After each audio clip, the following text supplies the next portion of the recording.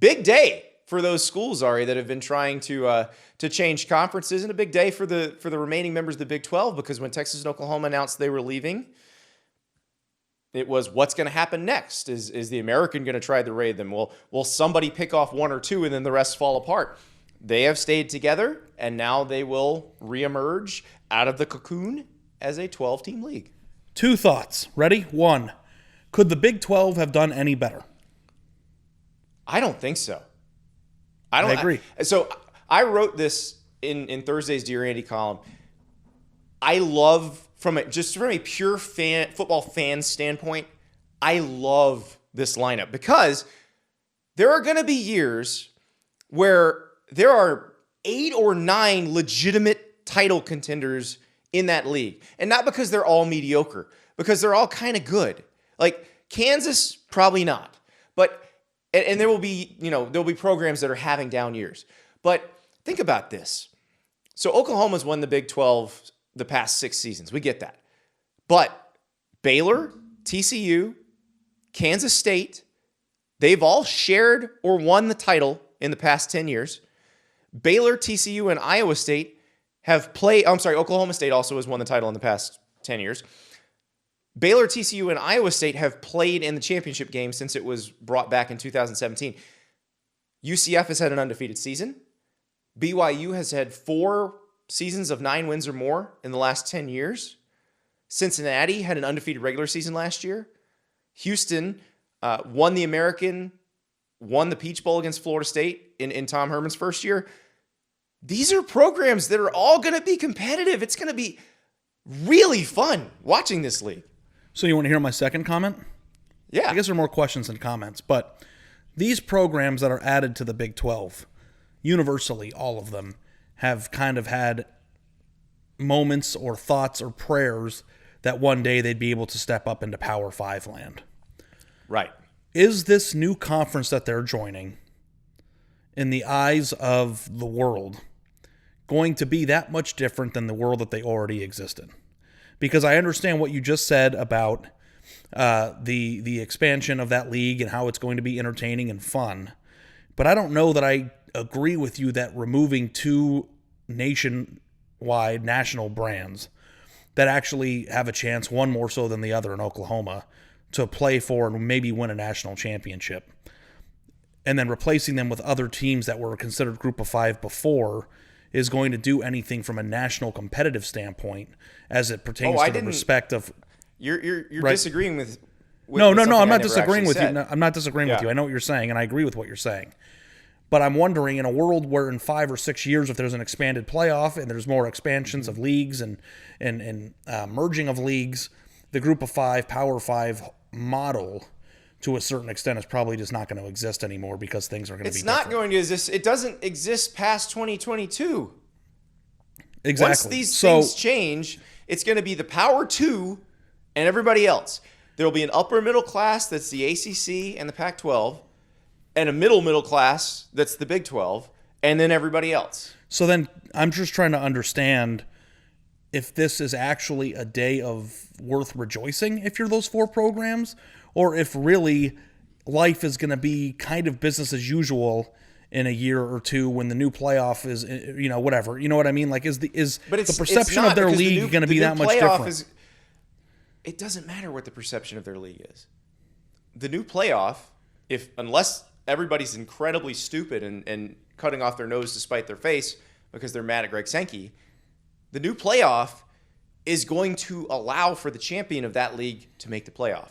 But wouldn't the American also be in that conversation? Because, like, we would have thought about that before, because the expansion of the playoff came out before the expansion of conferences came out, and the American's champion would have probably made it in that category as well, right? Do we know it's going to be top 6 though? That was the proposal. We don't know what they're going to come up with now, because they're going to say it's consolidated a little bit differently now. Yeah, well, the only point I'm trying to make is that, and I remember there were times where Cincinnati thought it was going to join the Big 12 3 or 4 or 5, 6 years ago. I can't remember when it was. And I went down and I covered a game. I covered a game at Cincinnati.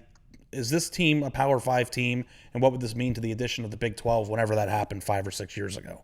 And I just wanted to make the point that this feels different than it would have had that happen then, in terms of just the significance of what it means for their football programs. Because all 4 of these programs, in my opinion, would have been in a position in their current state in the AAC to continue to make the playoff in that expanded format one way or the other. So this isn't just like a Willy Wonka golden ticket to only 4 group of 5 teams that can now compete at the highest level. That would have existed anyway. So I just don't know. No, all this is the same thing that happened before. This is what happened. Remember, the Big East was a BCS conference, which is the equivalent to what the Power 5 is now. Mm-hmm. So there were 6 BCS AQ conferences. The Big East was one of them. When the Big East got picked apart by the ACC and the Big 12 and the Big 10, they took a bunch of teams from Conference USA. This is no different than that. And we changed how we perceive it from we went from there are 6 BCS AQ conferences to there's the Power 5 and the Group of 5. And now we'll change it again. But I do think this time around, the SEC and the Big Ten are going to be so far ahead of everybody else in terms of money. And really, I mean, this new lineup versus the Pac-12 versus the ACC not named Clemson, from a competitive standpoint, is it really that different? Just no flagship. Right. But I would argue the Pac-12 doesn't have a flagship right now either. I think you could make that case, yes. My only point and thought was that when you're a group of 5 team before the expansion discussion existed, a month or 2 ago, the entire point of wanting to be accepted into a Power 5 league was to legitimize your program.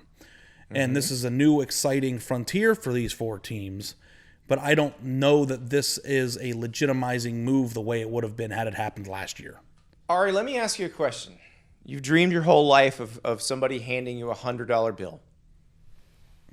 And that's all you've ever wanted. If somebody offers to hand you a $20 bill, do you tell them no? No. Okay. That's what happened here. That's exactly what happened here. They took an incremental step forward. Now, they are in a better position than the teams in the conference they're leaving the next time all of this swirls around. Yeah, I guess it's incremental improvement to the hope that you might be in a ideal situation one day, and this is much better than doing nothing. Exactly. If you think it's much better than doing nothing. I don't know, in my opinion, I don't know that I do. Yeah. Well, let me ask you this. The AAC last year and the Big 12 as it currently stands, which one is better? Okay. So you've got Cincinnati in the AAC last year. Cincinnati and Iowa State are probably your comparable teams, right? Because we're taking Oklahoma and Texas out of the equation. Yep. I mean, it's probably still the Big 12. It's still the Big 12 because of the drop-off at the bottom of the American. So it's definitely still the Big 12. And that's it. That's what it is. It's incremental improvement. Yes, they would love to be in whatever we're going to call a Power 5 conference in 2 years. But that's not possible. They're not asking. They're not offering. Yeah, is it more about legitimizing yourself or just having a seat at the playoff table? What's the most important thing to these people? Having a seat at the playoff table. So they had it already. Did they? Well, okay, here's the thing. The 8 remaining may not have. If they'd have said, we're just going to be this 8-team league. The other leagues might have said, wait, you're just going to have 8? No, I'm talking about the American teams. Well, yeah, but which would you rather be with your seat at the playoff table? Because remember, if the auto bids are going to go to the highest ranked conference champions, if you're playing in what is considered a better league, you will be higher ranked as the conference champion.